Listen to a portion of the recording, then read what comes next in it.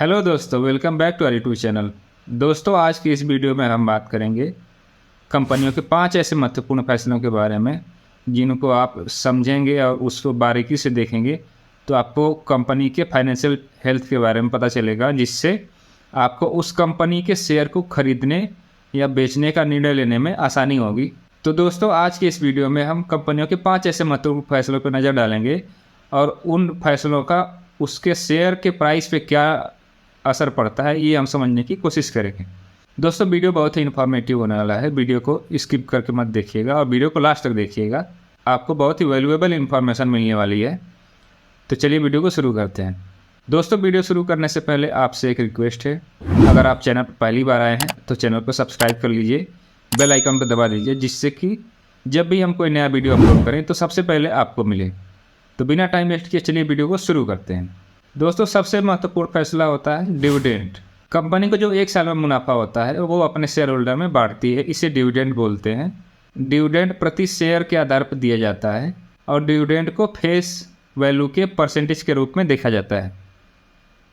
Suppose करिए रिलायंस की face value 10 रुपये है और उसने 8 रुपये का पिछले साल डिविडेंड दिया, तो ये इसको हम फेस वैल्यू के परसेंटेज के रूप में 80% डिविडेंड के रूप में हम देखेंगे। हर साल डिविडेंड देना जरूरी नहीं होता है। अगर कंपनी को लगता है कि इस साल डिविडेंड बांटने की जगह उस पैसे का इस्तेमाल हम फ्यूचर ग्रोथ या बिजनेस को एक्सपेंड करने के लिए करना चाहें तो कंपनियां ऐसा कर सकती हैं।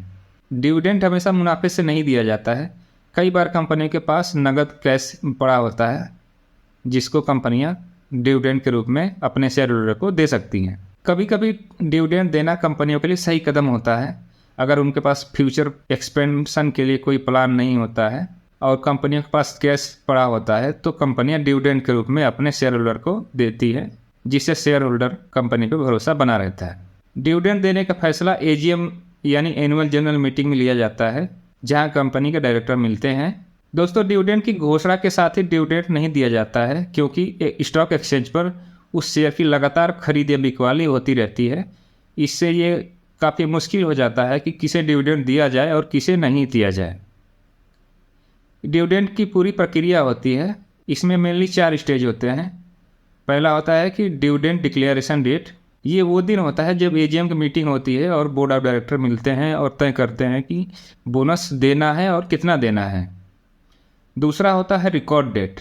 रिकॉर्ड डेट ये वो दिन होता है जब कंपनी अपने रिकॉर्ड को देखती है और जिन शेयर होल्डर का नाम होता है कंपनी उनको डिविडेंड देने का फैसला करती है। आमतौर पर डिविडेंड देने की घोषणा और रिकॉर्ड डेट के बीच 30 दिन का डिफरेंस होता है। एक्स डेट या एक्स डिविडेंड डेट ये आमतौर पर रिकॉर्ड डेट से 2 दिन पहले का डेट होता है, क्योंकि भारत में T+2 सेटलमेंट साइकिल होती है। अगर आप आज किसी शेयर को खरीदते हैं तो आपके डीमेट अकाउंट में 2 दिन बाद क्रेडिट होता है, इसलिए रिकॉर्ड डेट से 2 दिन पहले की एक्स डेट रखी जाती है।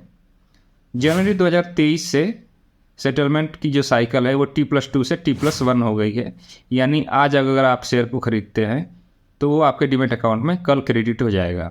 तो अगर आपको डिविडेंड चाहिए तो आपको रिकॉर्ड डेट से पहले शेयर को खरीदना होगा।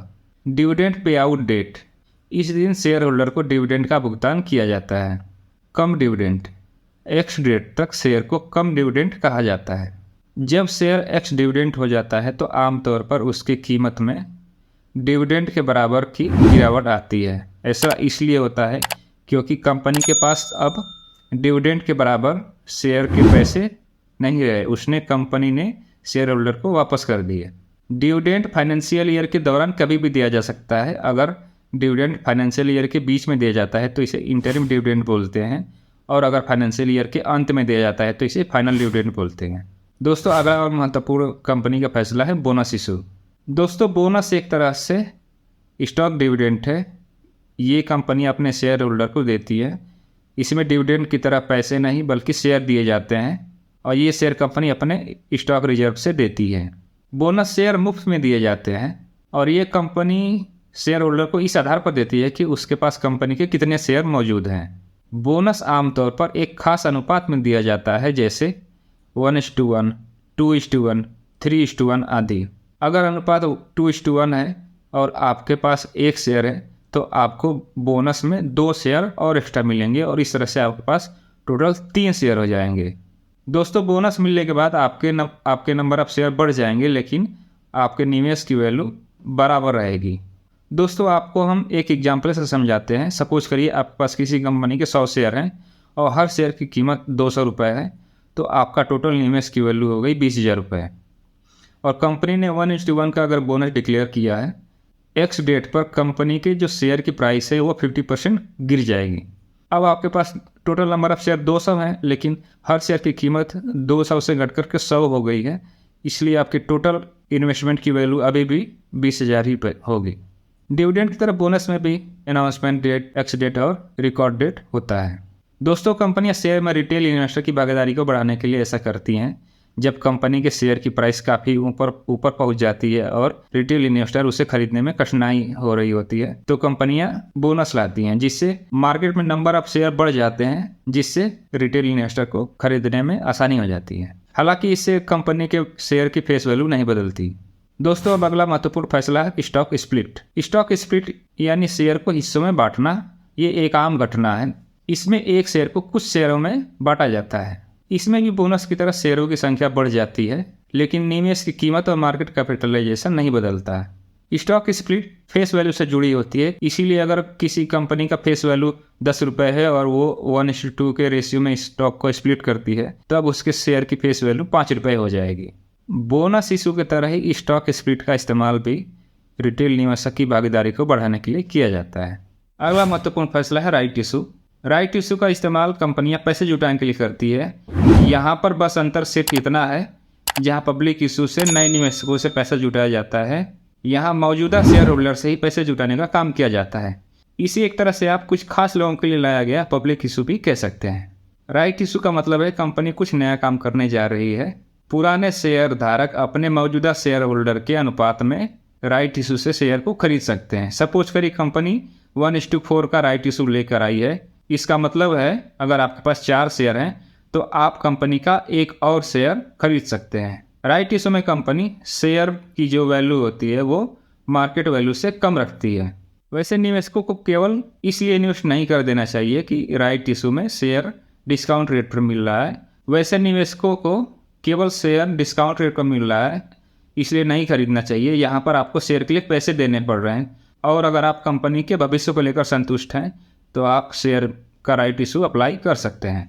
एक और महत्वपूर्ण बात दोस्तों, अगर राइट इशू से पहले शेयर की कीमत गिर जाती है राइट इशू की कीमत से नीचे, तो आपको मार्केट से शेयर खरीदना ज़्यादा फायदेमंद होगा। दोस्तों कंपनी का 5वां महत्वपूर्ण फैसला है बाईबैक। बाईबैक में कंपनी बाजार से शेयर को खरीदती है। इसे कंपनी खुद में निवेश के तौर पर देखती है। बाईबैक से बाजार में कंपनी के शेयर कम हो जाते हैं। इसे कारपोरेट में फेरबदल का एक तरीका भी आप कह सकते हैं। बाईबैक की बहुत सारी वजहें होती हैं, उनमें से कुछ वजहें हो सकती हैं प्रति शेयर मुनाफे को बढ़ाना, कंपनी में प्रमोटर के हिस्सेदारी को बढ़ाना, किसी और को कंपनी के टेक ओवर करने से बचाना, कंपनी को लेकर प्रमोटर के आत्मविश्वास को दिखाता है, शेयर की कीमत में आ रही गिरावट को रोकना। बाईबैक कंपनी के आत्मविश्वास को दिखाता है, इसलिए इसकी घोषणा होने से शेयर की प्राइस में बढ़ोतरी देखी जाती है।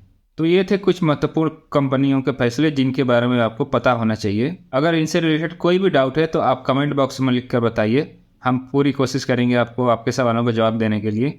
वीडियो से रिलेटेड कोई सुझाव है तो आप उसको भी लिख कर बता सकते हैं। दोस्तों वीडियो पसंद आया तो वीडियो को लाइक करिए, चैनल को सब्सक्राइब करिए। मिलते हैं किसी अगले इंटरेस्टिंग वीडियो में, तब तक के लिए धन्यवाद दोस्तों।